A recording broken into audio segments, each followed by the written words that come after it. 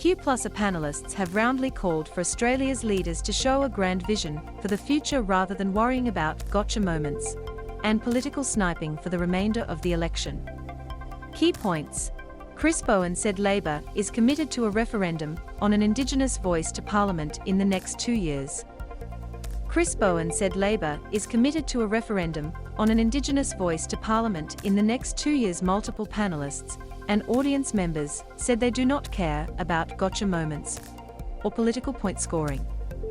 Multiple panelists and audience members said they do not care about gotcha moments or political point scoring. Mr. Bowen said the coalition lied when it came to introducing a federal ICAC. So-called gotcha moments have been front and center of the election campaign since day one, when opposition leader Anthony Albanese incorrectly answered questions about the RBA cash rate and the unemployment rate. It was a failure the coalition seized upon, and on Q+A, when it was suggested this election campaign was already losing the interest of the general public. Shadow Minister for Climate Change and Energy Chris Bowen said he understood the frustration aired by audience member Lara Antonioli, but added it was his belief that Labor was putting forward values and vision.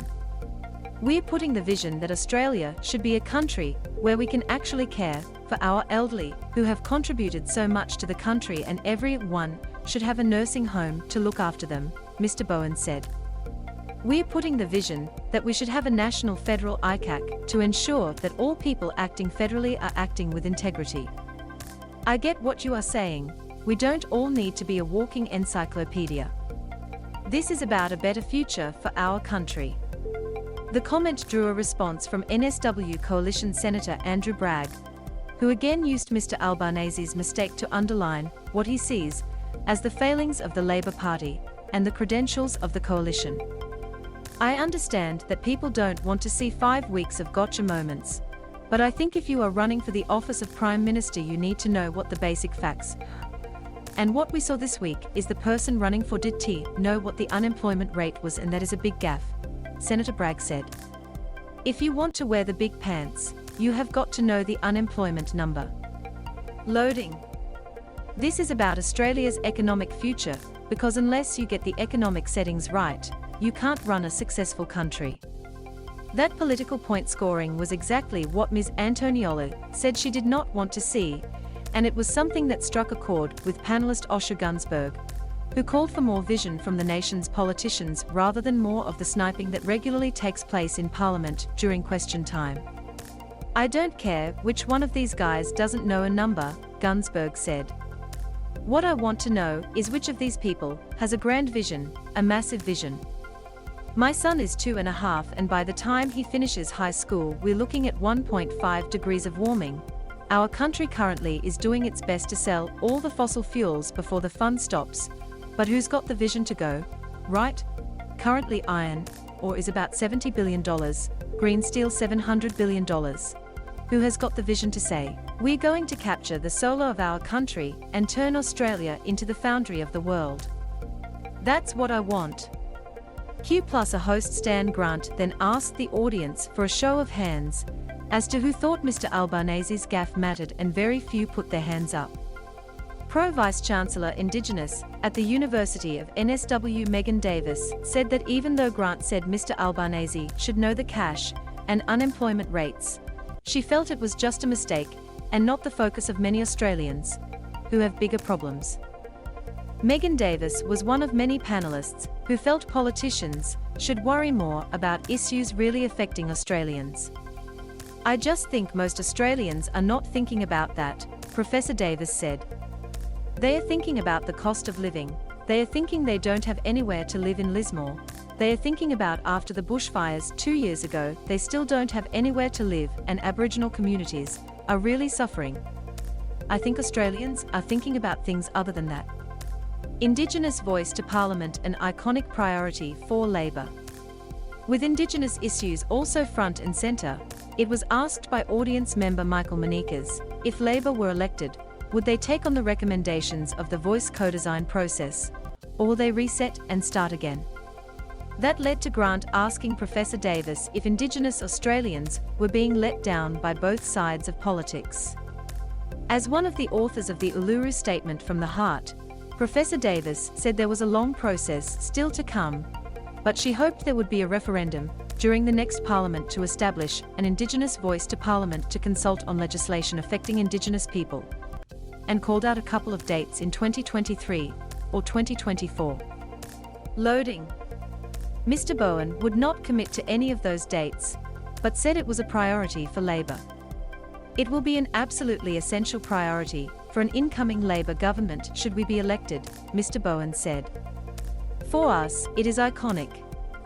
It would be equivalent to Gough sifting the soils into the hands and Kevin apologizing. This has to happen. It was a sentiment shared by Senator Bragg, who said the only missing piece was a constitutional amendment. We must keep faith with the Uluru Statement, and there must be a proper analysis, which is run by Indigenous people, principally, about what sort of amendments would be adequate to deliver that agency and that agenda from Uluru, he said. I think we can achieve that within 18 months. I do think that the 27th of January 2024 is a target we should try and set sail for. While he agreed that to change the constitution, there had to be a referendum, Gunsberg became emotional about that being the case, given the long history of Indigenous peoples in Australia, and said the fact it would take a referendum reeks of just, like, old-school oppressive colonial bull. Coalition has lied about federal ICAC, Bowen claims. One big issue for the coalition is they still have not launched a federal independent commission against corruption, and when asked about the lack of one, Senator Bragg jumped to the defense of his party and blamed Labor. We've tried to establish an important institution, and that hasn't been possible, and the Labor Party wouldn't agree, so we'll have to go it alone in the next term, if we are returned to government, Senator Bragg said.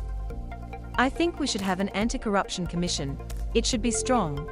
It should have public hearings, and I am hoping we can deliver it in the next term.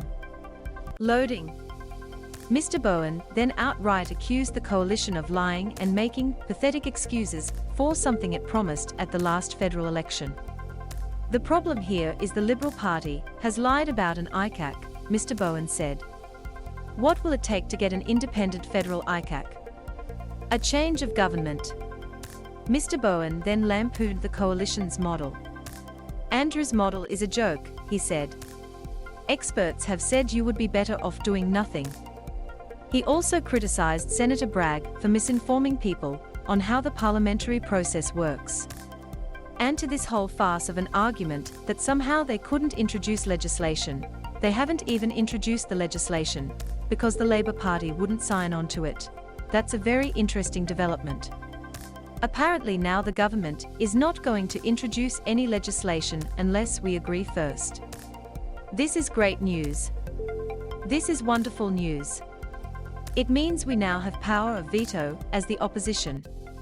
You can introduce legislation, and then we can move amendments, and if we don't get our amendments accepted, the government carries the day.